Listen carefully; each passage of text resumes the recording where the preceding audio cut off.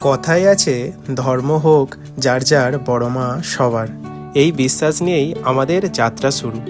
ভোর 4টের কনকনে ঠান্ডা, মা বাবা আর ভাইজিদের নিয়ে বেরিয়ে পড়লাম এক পবিত্র যাত্রায়, নৈহাটির বড় মা, যার কাছে পৌঁছাতে আমাদের 4 ঘন্টা সময় লেগেছে। কিন্তু মায়ের চরণে পৌঁছাতেই সব ক্লান্তি যেন এক নিমেষে উধাও হয়ে গেল। নৈহাটি স্টেশন থেকে 5 মিনিটের হাঁটা পথেই পৌঁছে গেলাম দয়াময়ী বড়মার কাছে।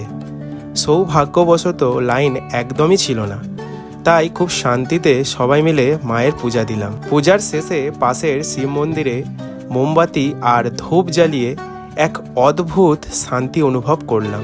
ফেরার আগে গঙ্গার স্নিগ্ধ হাওয়ায় কিছুক্ষণ সময় কাটালাম। মনটা যেন সতেজ হয়ে গেল। শেষে বাড়ির জন্য মায়ের কিছু ছবি আর একরাশ আশীর্বাদ নিয়ে বাড়ির পথ ধরলাম।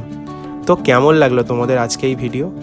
আশা করছি তোমাদের খুব ভালো লেগেছে। যদি ভালো লেগে থাকে তাহলে একটি লাইক করে দিও, আর সকলে একসাথে বলো জয় মা বড় মা।